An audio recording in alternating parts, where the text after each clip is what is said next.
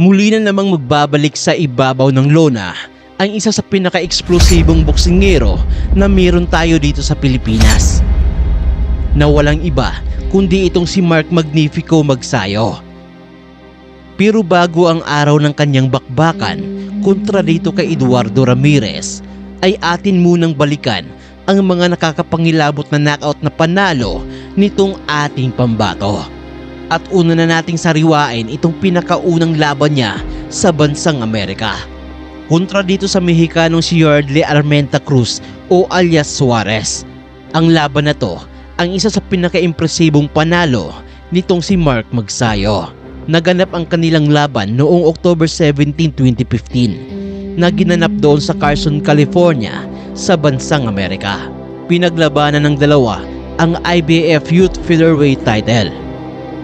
Di rin basta-bastang kalaban itong si Suarez, dahil kagaya nitong si Mark Magsayo ay isa rin itong undefeated na boksingero sa mga panahon na to, kung saan ay nagbanta pa nga ito na patutulugin niya ang ating pambato.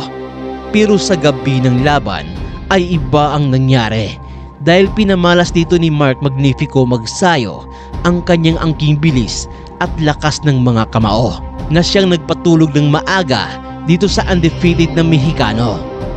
Ang susunod naman ay itong naging laban ni Mark Magsayo sa undercard ng laban ng ating pambansang kamao na si Manny Pacquiao kontra Yordenis Ugas. Matagal nang pinapangarap nitong si Magnifico na lumaban bilang undercard sa laban ni Pacman. At ang pangarap niyang yan ay naisakatuparan noong August 21, 2021, kung saan dito ay nakalaban niya itong si Julio Ceja, na isang dating world champion at kilala bilang isang napakamakunat na kalaban. Sa pagsisimula pa lang ng bakbakan ay isang rumaragasang kaliwang suntok mula dito kay Magsayo ang nagpataob sa Mexicano. Ngunit sa mga sumunod na round ay bahagyang nakabawi na itong si Julio Ceja at pinupuntirya nito ang bodega ng ating pambato. Hanggang sa tumuntong na ng round number 5 ay dito tuluyan ang natumba itong si Mark Magnifico Magsayo matapos tamaan ng isang left hook mula dito kay Julio Ceja. Dahil sa knockdown na yun ay inakala na ng lahat na matatalo na itong si Mark Magsayo, dahil lumalaki na ang lamang sa kanya nitong Mexican na kalaban. Be able to handle this as he's dealing with a very difficult 257 for a 36% connect percentage. I think if you're Magsayo, you've got to be able to just keep yourself at bay as serene and sending big shots to the body of Magsayo. Pero pagdating ng pang-10 round ay tila muling sumigla itong si Mark Magsayo, kaya naman magkakasunod na suntok ang pinakawalan nito. He might have Ceja hurt for the bending over thigh of Mark Magsayo. Hanggang sa binitawanan niya ang kanyang pamatay na overhand na kanan na saktong sumapul sa mukha nitong kanyang kalaban. Bumagsak muli itong si Julio Ceja at hindi na muling nakabangon pa. Thrown with venomous intentions, but bang! Look at that, right on the button. He was out cold, and then a sharp right. Magsayo knew he was over. Dahil sa panalo na ito ni Mark Magnifico ay iginawad sa kanya ang pagkakataon na maging isang mandatory challenger para sa hawak na titulo nitong si Gary Russell Jr., ang WBC Featherweight World Title. January 22, 2022 ang araw ng kanilang bakbakan, at sa pambihirang pagkakataon ay nanalo sa laban na yun itong si Mark Magsayo at tinanghal ito na bagong world champion. Matapos na mabigong may depensa ang kanyang pandaigdigang titulo, ay nagpasya na itong si Mark Magsayo na umakyat na sa mas mataas na timbang. At sa naging debut fight nga nito sa junior lightweight division ay kanyang nakadwelo ang Amerikanong si Isaac Avilar, kung saan ay isa na namang nakakapangilabot na knockout na panalo ang naitala nito.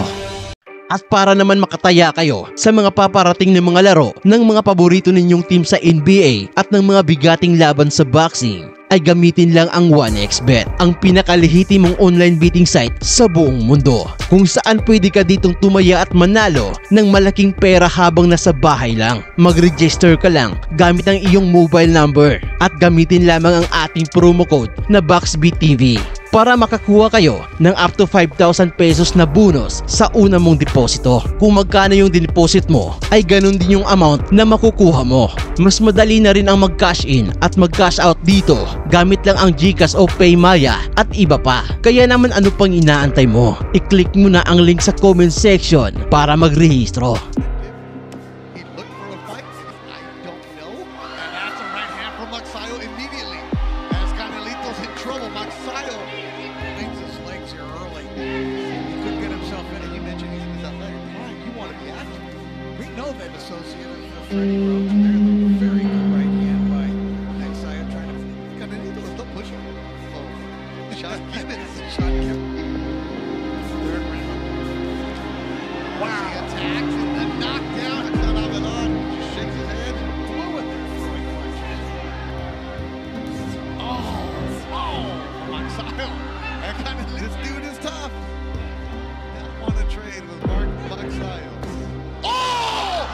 Huge KO! Magsayo has gone Canelito! A huge uppercut immediately followed. You saw that fade elbow. The way that Magsayo moved. Look at that. The change in direction that he just dropped. And that's what an experienced fighter wants. This little move. Let's see that pivot and then put him in a position to shoot that right. You saw that fade elbow. Magsayo move. Look at that. The change in direction that he just dropped. That's what an experienced fighter wants. This little move. Let's see that pivot and then put him in a position to shoot that associate. Very good right hand by Magsayo. To command the fight for 15 seconds, it seemed like. Take a look at the previous round there. Clean punch. Magsayo coming in with 2 right hands. He's got enough experience to fights against top opposition that he basically knows the tricks in the ring. You saw that feint elbow. The way that Magsayo moved. Look at that. The change in direction that he just dropped. That's what an experienced fighter wants. This little move. Let's see that pivot and then put him in a position to shoot that left hook. You saw that feint elbow. The way that Magsayo moved. Look at that. The change in direction that he 1 minuto, 13 segundos del tercer capítulo. El vencedor por knockout, your winner by way of KO, Mark Magnifico Magsayo.